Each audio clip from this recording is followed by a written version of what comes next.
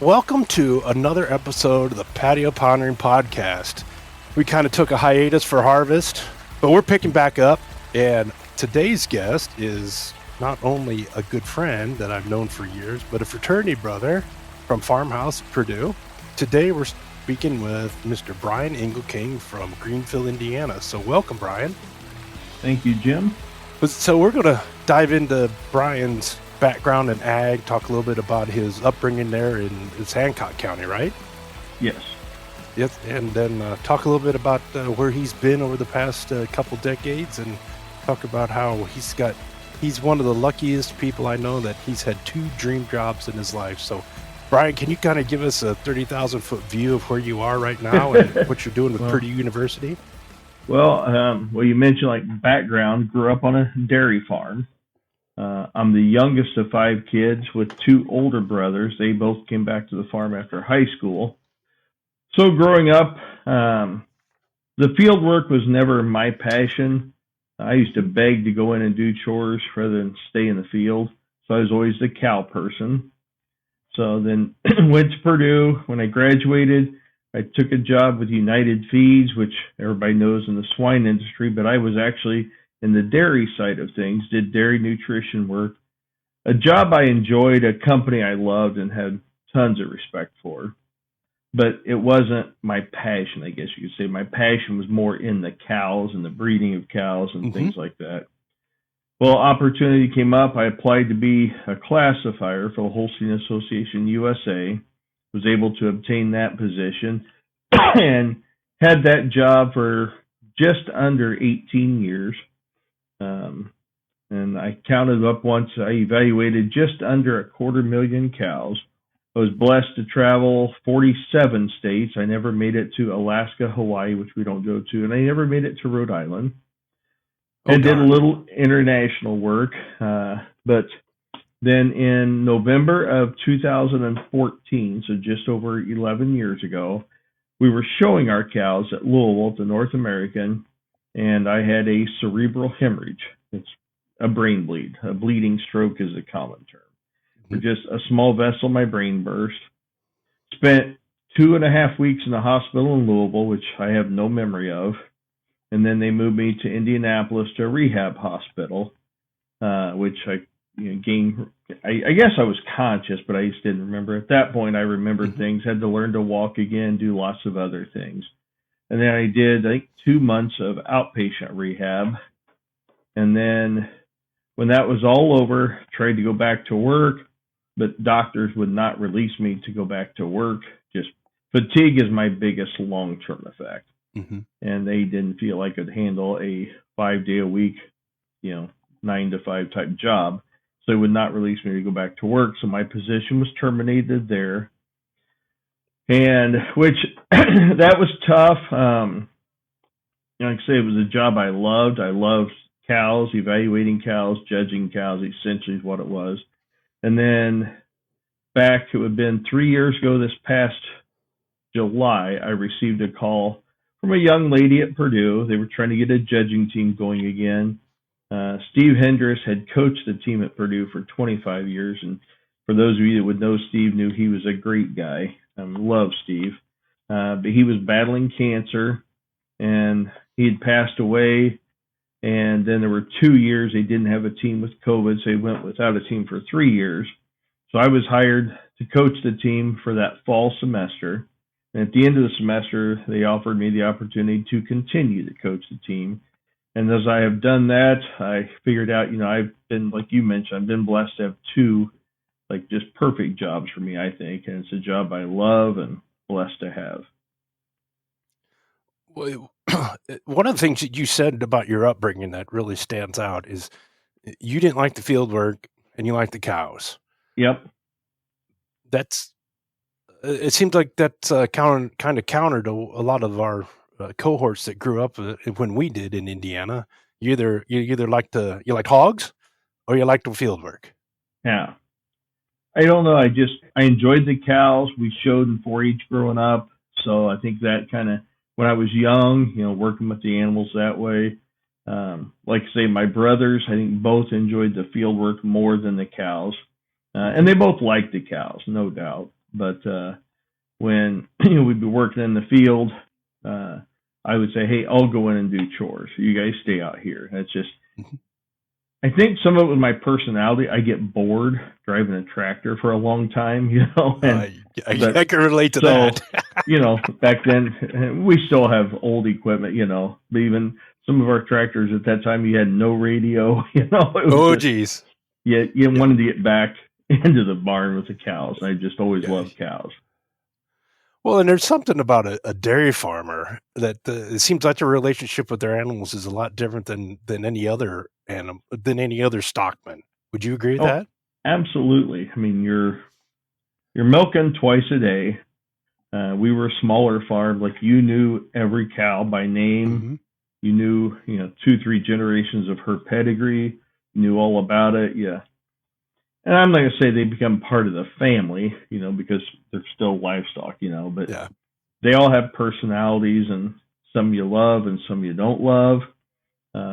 And maybe that's what I enjoyed about it. They were, not really pets, but yet kind of had personality like pets have. Mm-hmm. And when you work with them every day, you kind of appreciate that. I'm the administrator for one of our family groups on Facebook. And last week, one of my cousins, he'd be like first cousin once removed, posted a little memory about Old Blue, a cow that was rambunctious, that she jumped out of the stanchion and got caught in a French door or a Dutch door. And then my dad and some of his other cousins jumped in and said, "Well, you remember we had one cow named Blue and one cow named Daisy and one cow named this and one cow named this." And they were all talking about how they remembered the names of these cows. And that was in the 40s. So that's 80 years ago. They still remember the names of those cows. Not that old, but I still remember a lot of them when I was a kid.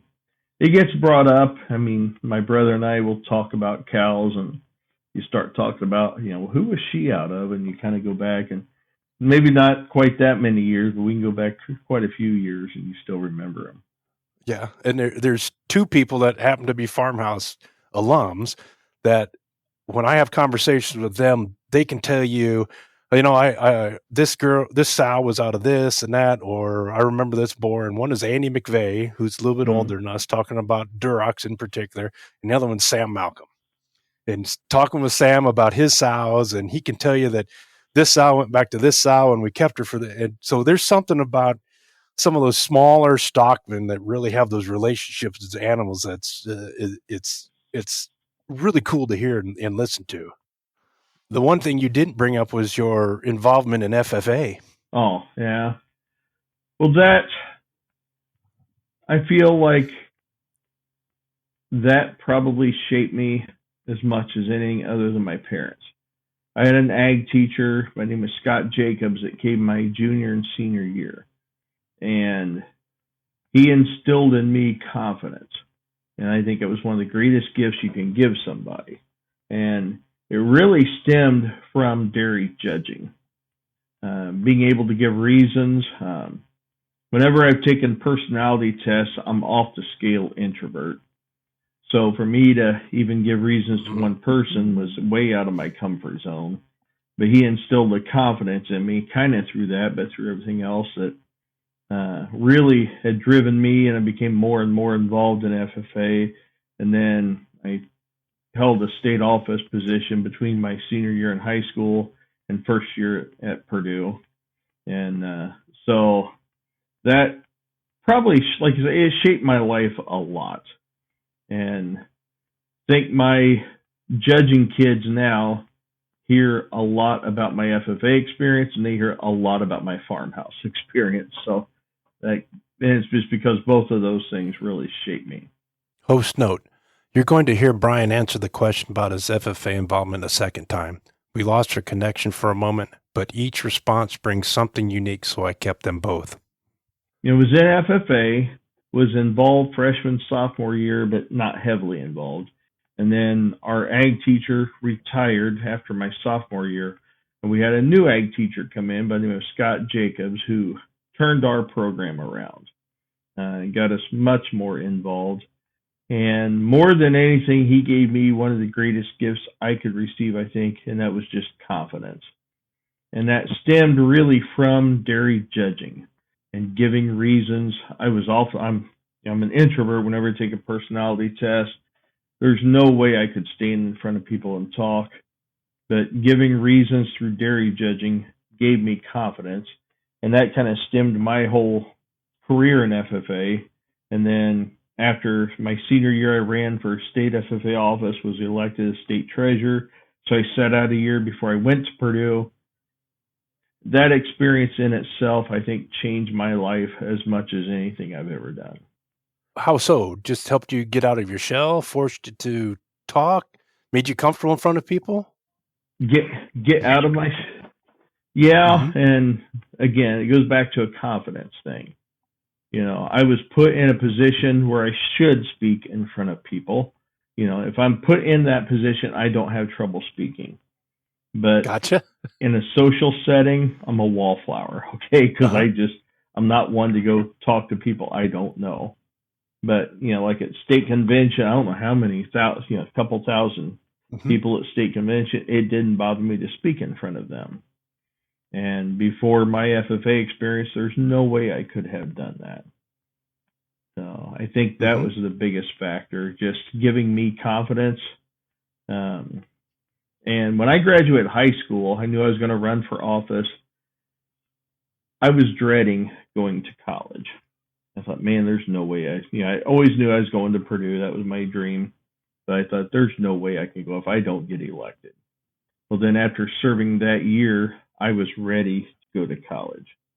And I think just that year of maturity, I met a lot of people. And my 4 years at Purdue, I loved every bit of it. Yeah. Got much better after I got into FarmHouse, I think, But I only lived in the house 2 years, so I didn't pledge till spring semester, my sophomore year. And I don't have a lot of regrets in life, but that's one I wish I would have done that sooner. That's interesting you bring up about FFA making you, because usually when we talk about FFA, we still harken back to Future Farmers of America, and you seem that people think, oh, it's just making me in a position where I could be a better farmer. And you and I both know that's not the case. And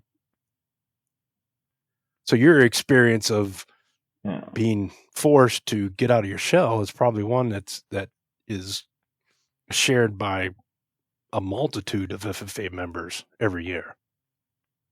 Well, I think so. And you mentioned most people think it's all for farmers. Well, in 1989 was the year I was an officer, was when the National FFA organization changed their name officially from the Future Farmers of America to the FFA organization. And there were other verbiage things that were changed just to encompass, it's not just for future farmers. Yeah. I've always said it should be called the Future Leaders of America because of all the leadership skills that are gained. But, it still has an agricultural base, but so much of it isn't, it doesn't deal with production agriculture that much anymore. I mean, it's still its foundation, but there's so many other aspects to the FFA that are so beneficial. If we could use your experience and plug in whatever youth organization, Boy Scouts, FFA, 4-H, that helped you get out of your shell, I think that's an experience that unfortunately is waning in some parts of our society. I think so. And I don't know, I sound like the old man, yelling at the kids, get off the lawn sometimes, but I just don't think the youth today get as involved as they used to. Whether it's, high school organizations, church organizations, anything. They're just not as involved. I think what you said about not being as involved is huge. And I think that's resonated in the conversation I had with a job recruiter last week. And we were talking about, he was giving some examples of some college students that were qualified for jobs, but weren't interested in taking them. And he summed it up by saying, it doesn't take much for you to excel as a new graduate. Unlike when we were out of school, I mean, for you to excel, you had to be good because there were so many of us that had experiences and we had some speaking abilities. Now he said, you show up for work and do your job and you're winning. Well, I mean, I don't know. Like, kids have changed, I think. And again, I'm going to sound like the old man yelling at the clouds, but I think one of the worst things is technology. And it's great. You and I are using it right now. But what I noticed is on some of my trips with the judging kids, and I'm assuming you went on some trips for when I was on the judging team. You were in vans when you were a kid. And the van, I'm sure, or bus was loud. You're always talking. Well, I noticed I'd be driving the van. I'd look back. It's silent. Everybody's looking at their phone.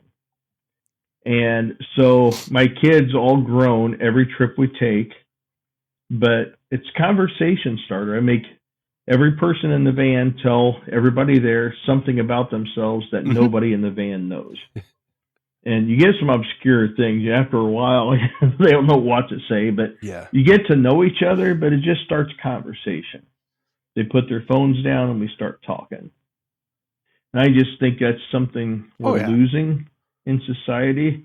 And I'm as guilty as anybody, spending way too much time on my phone. But I just think, when you're in a situation like that, it's just good to, just converse, you talk, you get to know people. That's a life skill I'm afraid that society we're losing, possibly. I think back to my mom. She's been gone for 6 years, but she would always, after a family reunion or we were someplace, she goes, man, he just can't have a conversation. And I think it's something we miss. And I like your suggestion to come up with something as a discussion starter. Yeah. Yeah. And then I know I started kind of last year. We go out to the Maryland State Fair over Labor Day weekend. They have workouts out there.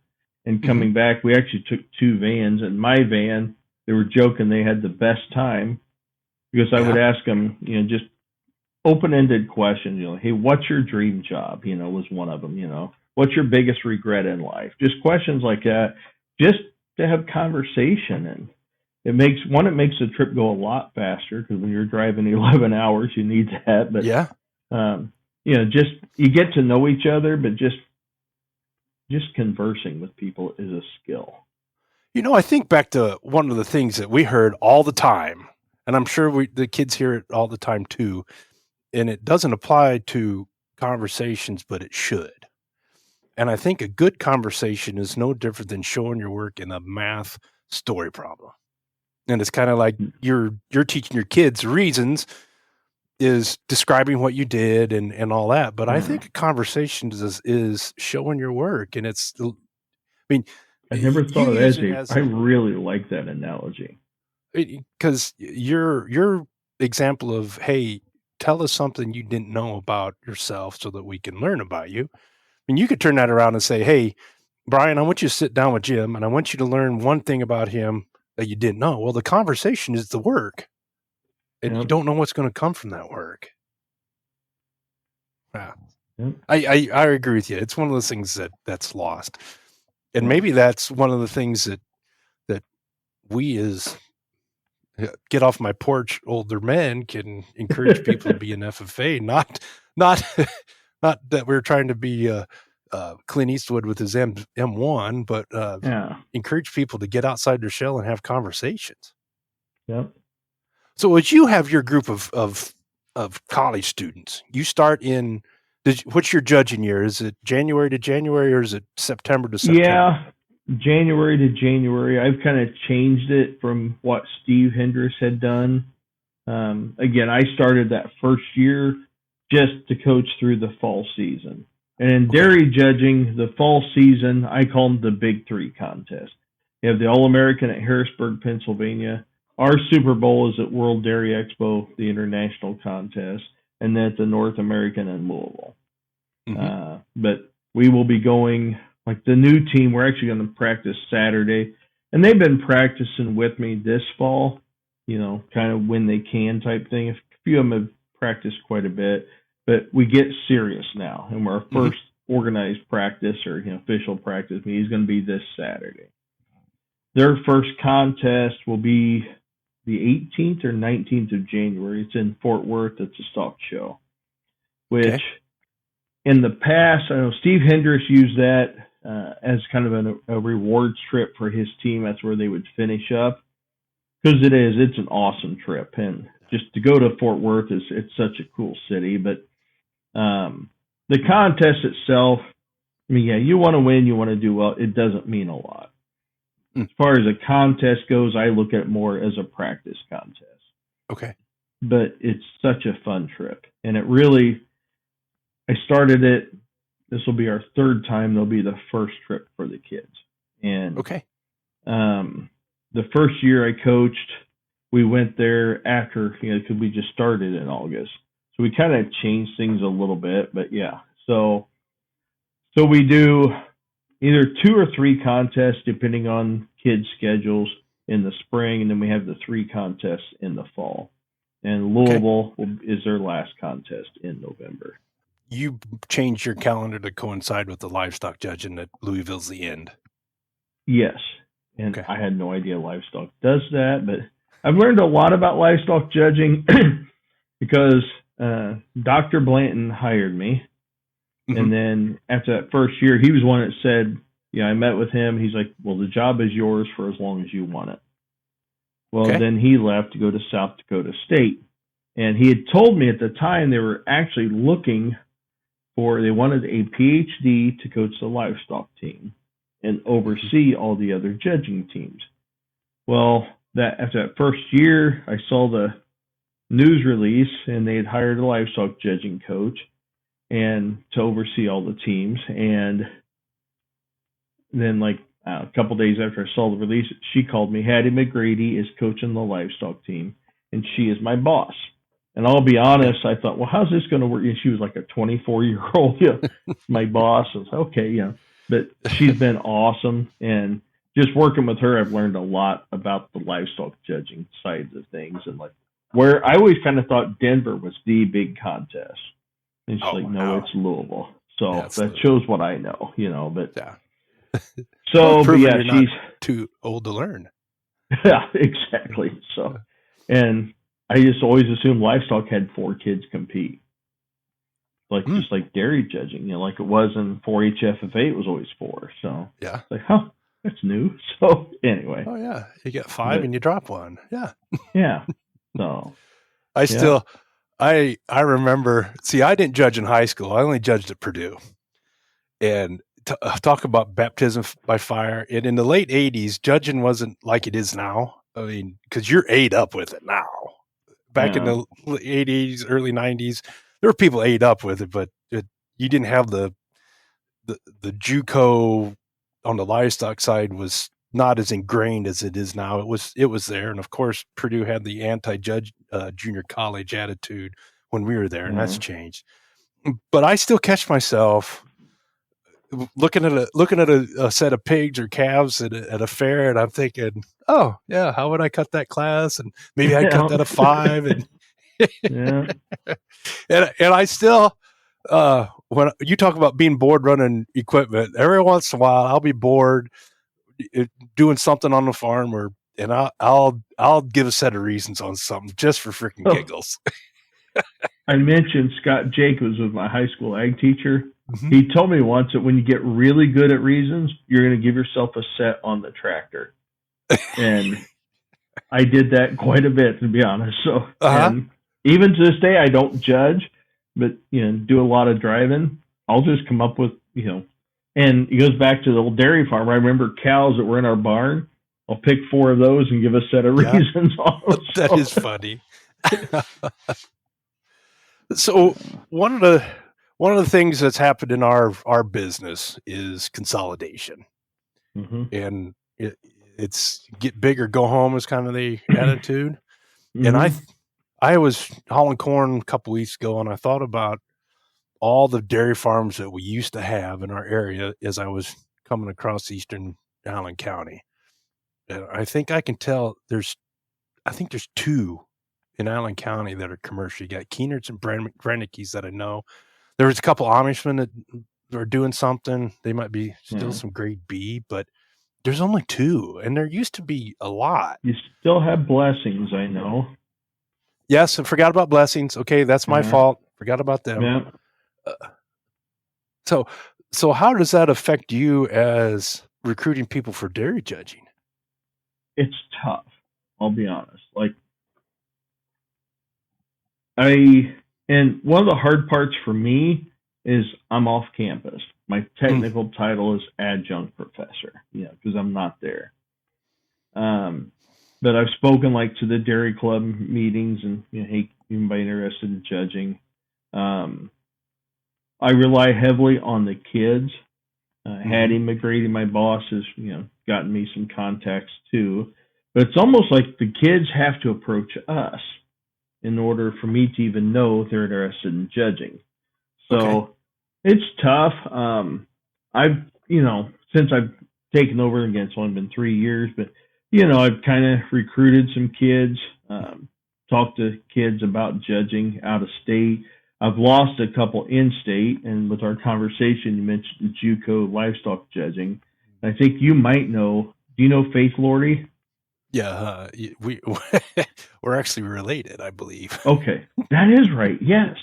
Yes. Yeah, because I saw that like via Facebook. Yeah.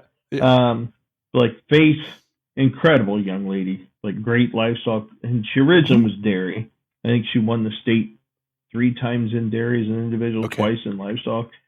Yeah. She's a Black Hawk, judging livestock. Well, so it. Didn't get her. And so, and another young lady, you might know Jill Linnemeyer. Mm-hmm. She was from Elkhart, but she married Carl Linnemeyer's son from Allen County. Yep. Or no, he's Allen, isn't he? Anyway. Yeah. That's an old Allen County name. Yeah, and but anyway, her daughter Jill judged at Purdue, but her daughter Carly is another one. Did both livestock and dairy, is very successful in both. And she's a senior this year, but she's going to college to judge livestock. So it's tough, and it's tough. Like some of my competitors, like University of Minnesota, if you judge for them, you have a full ride scholarship. Oh, geez. You judge for Purdue, you get your hotel and travel paid for. Well, that's it. You get 1 credit, so you can get that twice. But anyway, so it's kind of hard to compete that way. The other thing I found, it's been tough. I had a young lady from Washington State who wanted to come to Purdue. I talked to her about judging. She couldn't get in. So she ended up going to Modesto Junior College. And in the 3 big contests in the 2 junior college division, she was first twice and second once. Wanted to come to Purdue, then didn't qualify. She couldn't even apply, Oh, geez. So now she's at Ohio State, and she judged 1 contest this year. It was high individual, like great young lady. Her coach at Modesto told me she has straight A's in her ag classes, straight D's in every other class. That's not what she cares about, So, but it makes it tough, and when you have to compete against those schools that are giving out scholarships, and it makes it harder, but I guess it's more of a challenge. And if you do have success over some of those, it makes the success sweeter. So it is what it is. Yes, it is. And that's the same thing that I remember. I remember sitting across at at lunch, getting ready for reasons at the American Royal, across from a girl from Tipton, Indiana. She was judging for K-State.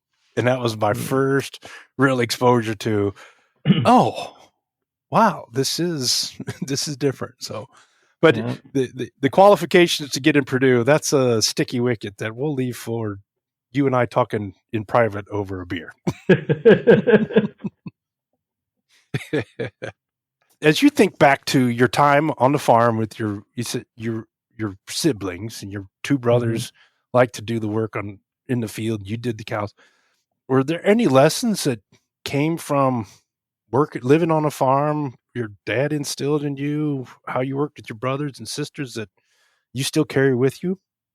Oh, absolutely. And at the time, you had no idea you were learning it. Like, I think I was probably in like third grade before I figured out my friends didn't have to go out before school and feed calves milk. You know, I mean, I just thought everybody had to go out and help in the mornings. You know, it's just what we did. And then so you do that, and you get to a point at some point in your life where you think, well, why should I have to do this? But then you get to that point of, I'm glad I had to do that. The work ethic comes through. And, you know, that's an old cliche, but it's so true that, you know, growing up on a farm, the work ethic, I don't want to say it's assumed, but you do it, and there's no questions asked. And with a dairy farm, it's, you know, every day, twice a day. You don't get days off, you know. Christmas morning, you go out and do chores before you come in and open, you know, it's just what you do. So I think those things, I always used to joke that, or still do, I guess, that when you're a dairy farmer, you can become, because dairy cows especially are creatures of habit. And I think if you're a dairy farmer, you become a creature of habit. Yeah. And that is me to a T. You know, I don't like change. I like things done the same way. And it's just, you know, I think that's a personality trait you just evolves if you grow up on a dairy farm. Yes. Well, I think that that's one of those cliches that when I ask people, what's one lesson you learned? Well, it's the responsibility of getting out of bed. Uh-oh. But I think it's deeper than that. That when you live on a farm, you learn that there's stuff that has to get done. You know, you got to plant when it's right. You got to make hay when it's right. Yeah. But I think there's another aspect that is, I mean, we can be a little more pointed about it. If you don't do chores, something's going to die. Yeah. On a dairy farm or a sheep farm. Yeah. So there's a push behind there that is a level of responsibility that we put on livestock owning farm kids that some people that don't live on a farm never have that responsibility. I remember, it's been a long time ago. I was a big Paul Harvey fan back in the day. I remember he had one of his things. I won't remember the numbers, but it was a percentage of prison inmates that had pets growing up, and it was tiny. Yeah. And you know, he was talking about that. Just being responsible for another living being is a huge thing. And when you grow up on a farm, especially a livestock farm, you're responsible for animals. But it's irreplaceable as far as, you know, being able to have those type of aspects in your life growing up, the responsibilities. And, you know, you have to know that you're responsible for their life. Well, and then the natural extension of that is learning about life and death. Yeah. Which I always, when I mentioned I was the youngest of 5, and when all my older siblings started 4-H, my dad went out and bought them an animal to show. Like, that was your own animal. Well, I don't know if he forgot or what, but I was like 13 or 14 before he bought mine. So he bought a dam and daughter at a sale. And it was in September. And that winter, the daughter got pneumonia and died, and the dam split out on a patch of ice and never got up. It was the first time I heard it, but I've heard it a ton since. But Dad said, well, if you're going to have livestock, you're going to have dead stock. You know, and that's an old cliche, too. It's the first time I heard it. And, I mean, it was heartbreaking, but it's a fact of life, you know. And so he ended up getting me another animal. And that's kind of how I started my own personal herd from that. But there is that, like, you hear parents today, you know, their family dog dies. They say, well, they couldn't tell the kids that the dog died. Well, that's part of life, you know, and you learn those things. So I really hate when ag does the thank a farmer and we're better than you because you have food on your table. But in this case, I think our kids are better off. And I know we don't have children, but our kids that have to deal with life and death, I think they're in a better position just to deal with life because they had to deal with it, and their cohorts haven't. Yeah. And I think there's a respect for life that you gain with that too. Knowing death, I think you respect life even more. Oh yeah, yeah. Well, my youngest son, he's 16 now, And it took him a while to actually be around. Like, we had lambs, and you'd have dead lambs, and it took him a while before he would actually look at them or be around them. And I mean, that's a tough lesson to go out there and like, well, didn't make it. Yeah. Well, now we've hit a somber note. I think that I know that the dairy showing industry is so foreign to most of the people. I mean, most of us, I shouldn't say, a lot of my listeners show livestock, pigs, sheep, cattle, and that's kind of, we get it, but, and maybe a little bit we get exposed to it on the goat side. But when you get in the dairy ring and you talk about, you got your junior summer yearling, your intermediate summer yearling, and you get your senior summer yearling, and then you go into your fall yearlings, and then you age cow class. And can you kind of just give us a little tutorial on showing dairy and how it's different and what makes it so fun for you? I'll speak from the dairy side of things because I'm ignorant to livestock side. Oh, no. I want you to talk dairy, straight dairy. I think dairy probably, and there's the big debate, show cows and commercial cows. There's a split, no doubt. But I do think it's probably closer than the livestock industry. Okay. But still, there's a split. A cow doesn't have to be pretty to make money. But most of the traits you're looking for are those traits in a cow, which do attribute to high production and longevity of production. You kind of mentioned the classes. Typically, shows have 7 heifer classes, and they're split by age every 3 months. Okay. So, like this next year, the youngest calves will be born in March. All right. And then they have a cutoff December, September, June, and then the spring calves become spring yearlings next year. All right. And so, I mean, and then most shows will have a junior 2-year-old, and it's by age, a senior 2-year-old, and there's 6-month splits there. And 3-year-olds are the same. Then they get into 4, 5, and then 6 and over is what they call age cows. And then most shows now, not all, but most of them do have a production class. And it's for a cow that has produced at least 150,000 pounds of milk in her lifetime. Now, to show in that class, you have to be on DHIA and have the records to prove they've made that.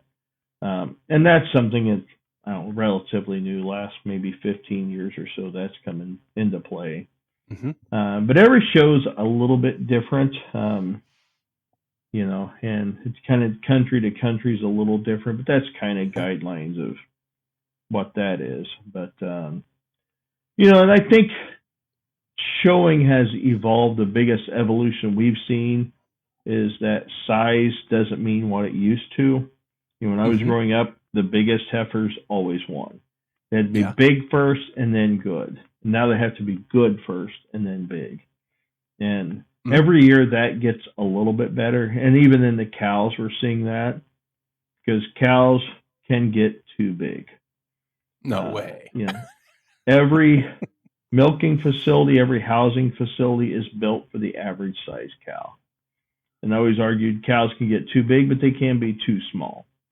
So if you don't fit in that stall, it can cause problems. So we see a trend towards more moderate sized cows. Cows with, they're looking more for correctness and quality than the size. And that, to me, has been the biggest change and a very positive change over the last several years. So when you say moderate cow, what size would she weigh? Cow. Yeah, how big? In dairy, we go by inches usually. It's usually like a 60-inch cow is big enough. Okay, so she'd be 5 foot at the withers. Well, we usually typically measure at the back end, but somewhere in that range.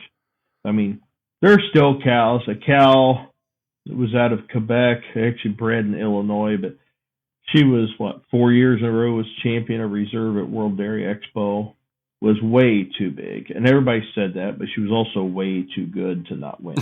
Okay. And but she had incredible feet and legs as a younger cow. She got older and didn't have the mobility, but the bigger they are, the better the feet and legs have to be, just for their longevity. Yeah. So, well, and I think you just brought up a point that is intriguing about dairy showing is you get to see. You said see her as a 4-year-old and a 5-year-old, and in an age class, and you can anticipate, hey, what's she going to look like this year? And I guess you have a little bit of that in some of the purebred stuff, but not as much as you do in dairy. Yeah, and it's a difference. We only show females. Mm-hmm. In fact, I always laugh. The girl that was on my very first team, because we put a team together in a short period of time. She was a pig girl, a livestock judger. She was a sophomore, and started off in the first contest she went to. She was next to last, but then she got really good and worked hard at it. But one of the biggest things I would do to her, we'd joke about it. I'd have my pin in my hand. If she'd said a livestock term, I'd throw my pin at her. It was lightly and usually at her feet. And the worst part was she always said, I made her pick it up and hand it to me so I could take notes. But the hardest thing for her to get out of her vernacular was female.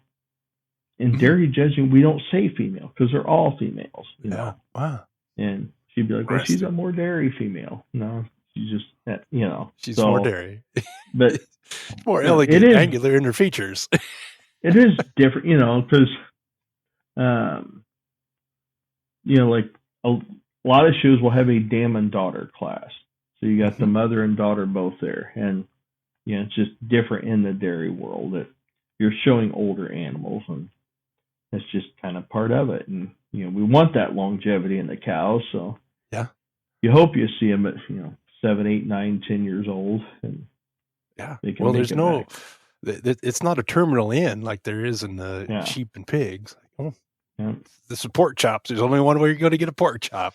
Yeah. Oh, so is there we talked about this generation, younger people in college, as you've had 2 dream jobs, and it puts you in an envious position with a lot of people in the world that haven't had their dream jobs.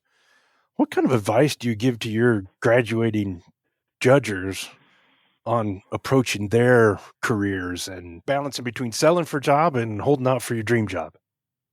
Well, I couldn't tell you how I was able to get those jobs, to be honest, like just blessed, I would say, but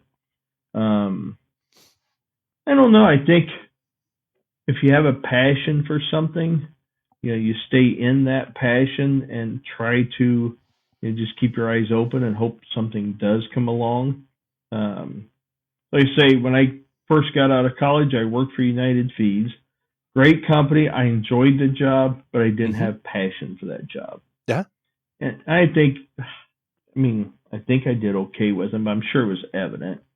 And then when I started working for the Holstein Association, it was just, I loved it. And I think I was passionate. I think my coworkers, my boss could see that passion. And then with this job, when it came along, I'd coached some 4-H FFA teams, high school, and loved it. And I was looking forward to it, but I had no idea how much I would love this job. I've had, 3 full teams, and they've all been just good kids. So makes my job easy. Well, when you surround yourself with a good team, it's easy to excel, isn't it? Yep. And next year's team, I don't know them well yet. We've practiced some, but I'm really looking forward to this group as well. They're a little more. 2 of them are very inexperienced,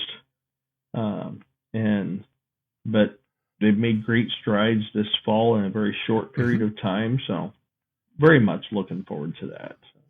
Well, the nice thing about that, they don't have bad habits yet. Yes, it's true. And I haven't really ran into that as far as like habits that were hard to break. I've had a couple kids that, it took them a little bit to get out, just like the livestock group, saying female, That was a habit, Yeah. but she broke it, worked at it and broke it. Mm-hmm. And that I attribute to her because she worked at it. And a lot of that was just, it comes natural and you have to think about it. But we work hard on reasons because I feel that's the thing you can control most in judging is your reasons. Mm-hmm. The placings, I mean, yeah, you want to be able to know how to place them, but the officials aren't always right, in my opinion. Oh, no. But I know. it's just how it is, and you get, a 10 of the smartest cow people in the world out there. They're not going to place them the exact same. So one way I know I drive my kids nuts, I never tell them my official placing. But and we're practicing. If it's a 2-pair class and they've got one in the bottom pair in the top, I joke about the shoulder tap. I go up to them, they get the shoulder tap. Come here, we're going to talk about this, because we got some technical issues. Yeah. So and I don't know, like at Louisville, this is our last contest. We did not have a good placings day. We ended up 11th in placings, but they were second in reasons, which is hard to do when you're 11th in placings. So I was really proud of them. But it was just one of those things. One of my best girls had a bad day. You're going to have that, And I had one girl that had a great day. She won the contest, So, but there's so much to it that you can't control, but the reasons you can control, I tell them. And to me, the thing they get out of if dairy judging, because there's less than 100 people in the whole country that make a living evaluating dairy cows. So it's not like they're going to go into a career where they're going to use dairy judging too often. In production ag, you have to have a good sense of, good cow, bad cow. What they get out of judging is the decision making and the defending of your decisions, and defend those placings and the public speaking aspect. So I feel the reasons are the most important part from that standpoint. So we work hard on reasons. I listened to Ryan Reich and the Hummel podcast on the livestock side. And for Ryan, you either love him or you hate him. A lot of people love him. But when he's talking about judging and reasons, and I really like what they talk about, is you got to describe why you placed him. And if you describe the animal right, even though you placed him wrong, you're going to do well in reasons. Yeah. So, and it gets back to you placed him wrong, but you described him right. Yep. I mean, they can fault you. They can fault your placing, but they can't fault if you saw them right. Yep. Side note, I met Ryan Resch summer before last, judging in the Lawrence County Fair in Bedford. And I did the dairy show, and I think he was doing every other species. But the dairy show down there is very small.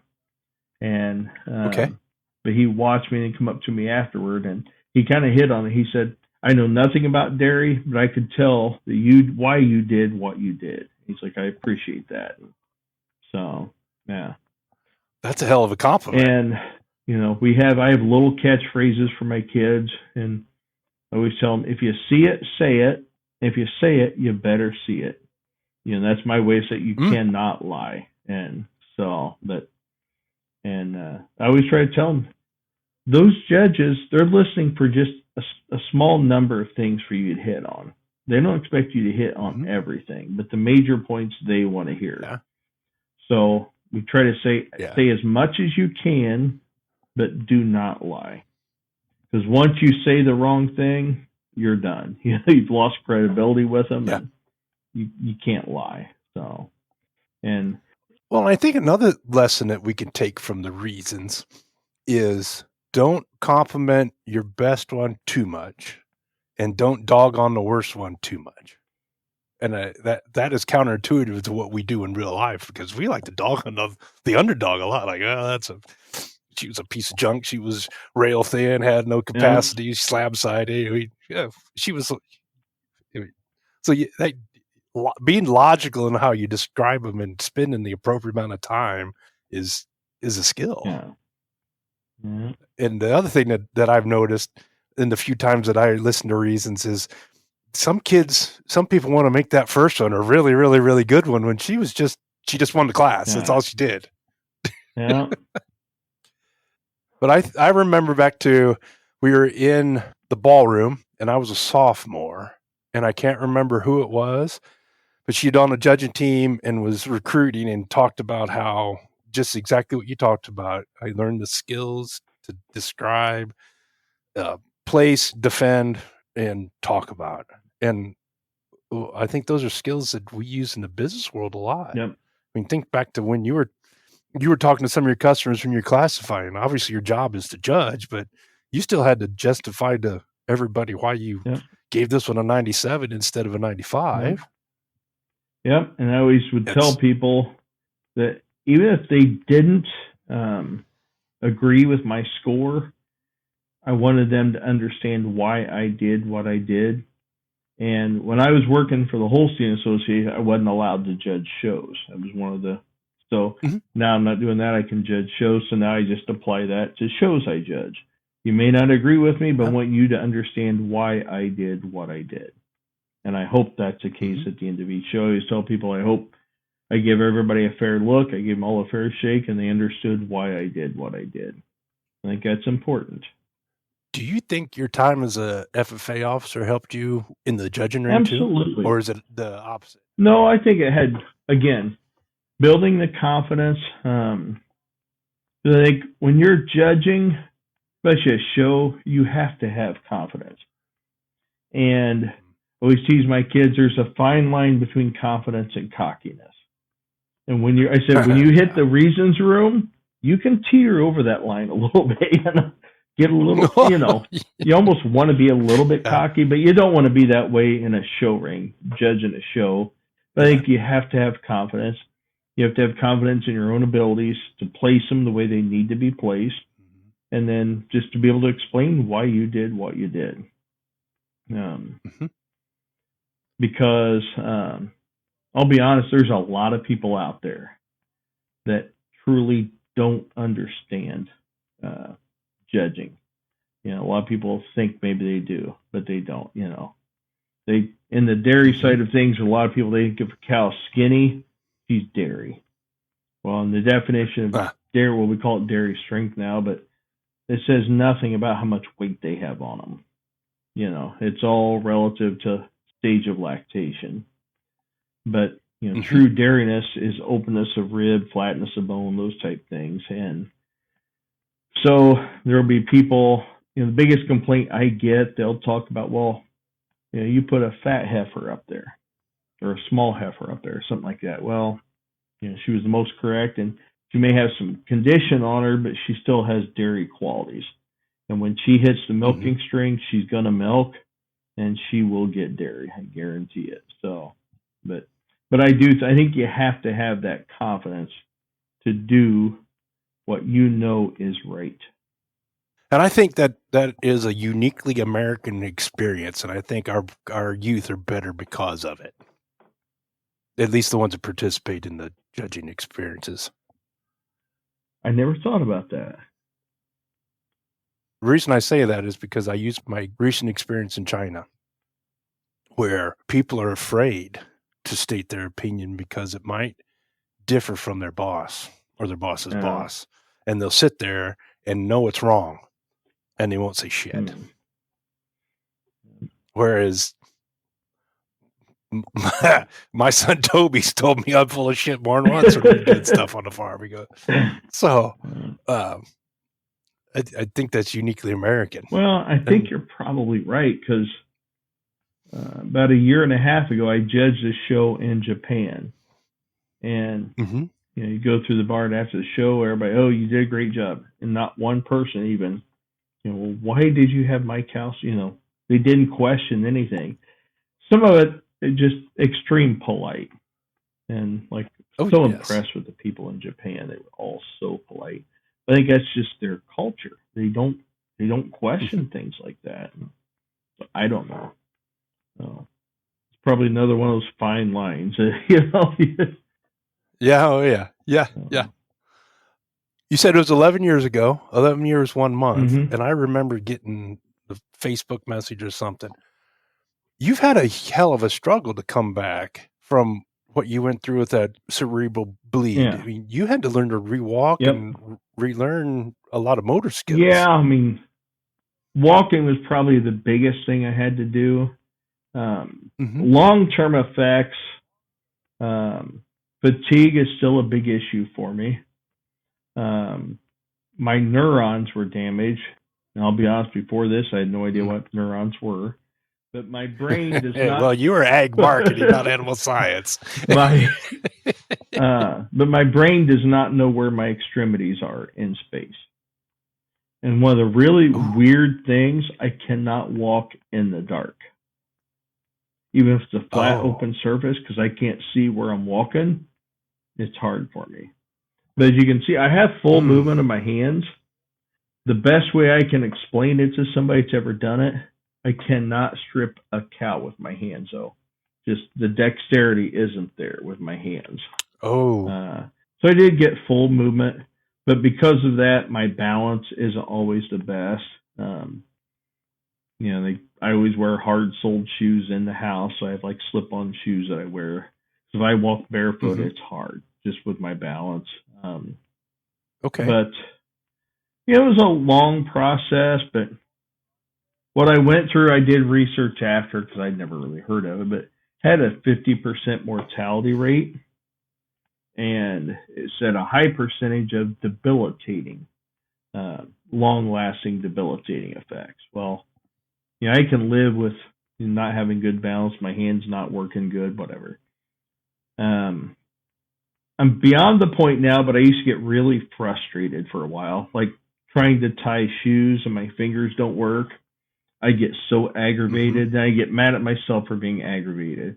And, knowing I was truly a blessed man, I shouldn't be aggravated at all. And so I don't think I ever really felt sorry for myself, but there was a point when I was in the inpatient rehab. They had like these big gyms we would go to, and I was still to the point, learning to walk and do some things.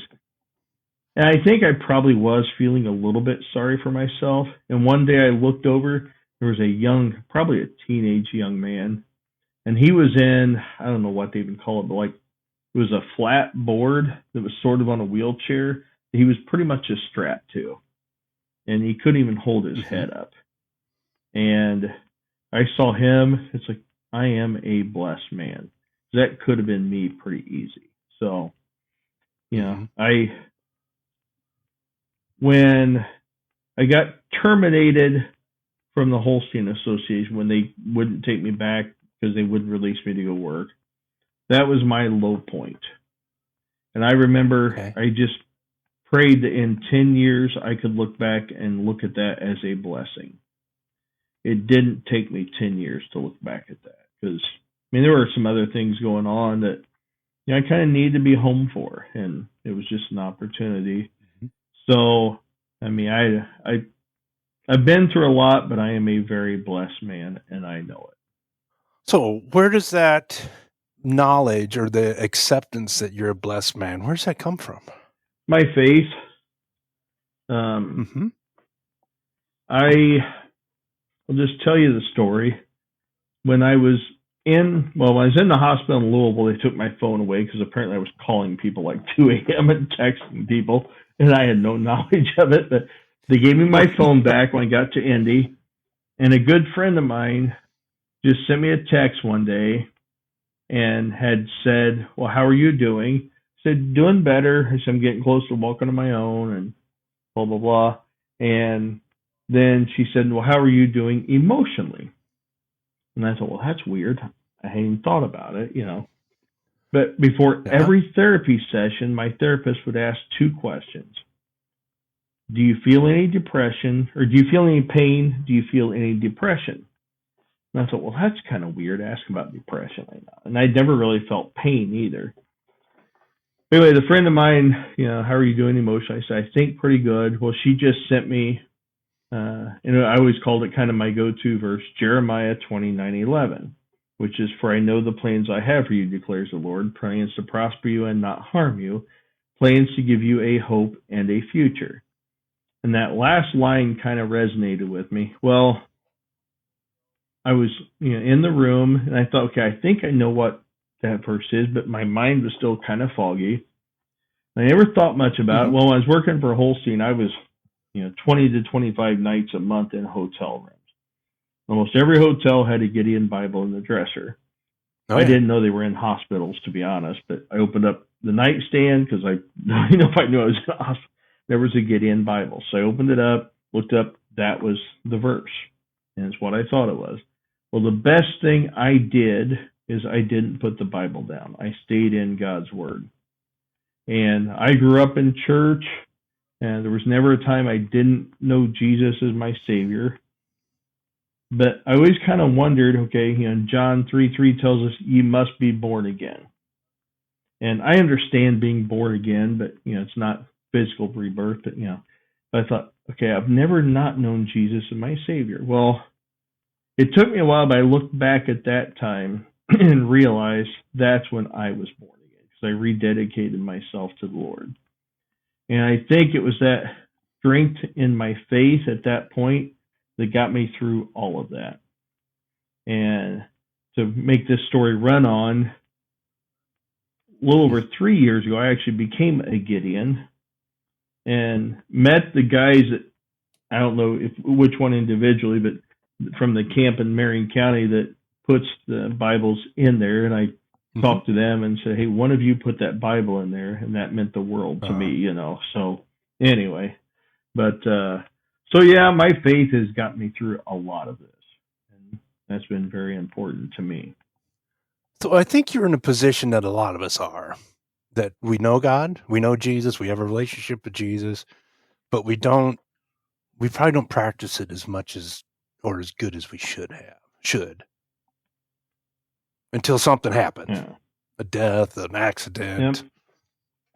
Well, Trump gets elected. 18 months to the day before my brain bleed, I was working in Wisconsin in Door County. If you're familiar with that, it's kind of the tourist county. It's more or less a peninsula on the Lake Michigan.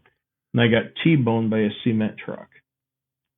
And it was another one of those things, I don't remember it. It hit passenger side, thankfully, but it pushed the door past the console I was trapped in. So I tell everybody that was my wake-up call. But I hit snooze.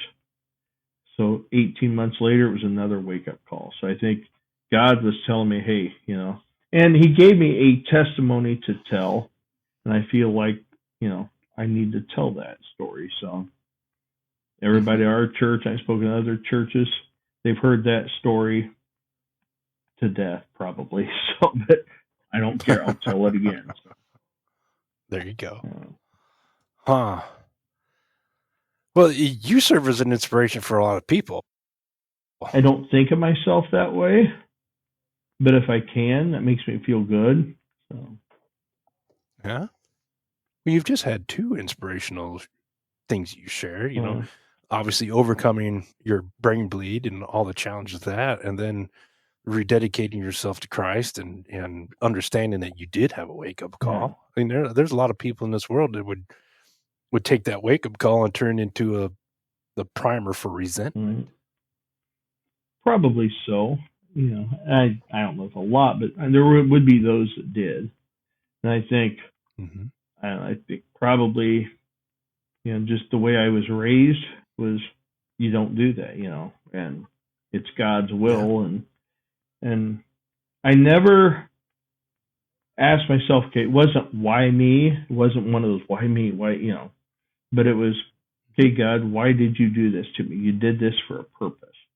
And just trying to figure that out. And I think, I've told people, again, he gave me the story to tell and wants me to tell it. So I tell people. I'm going to write that down.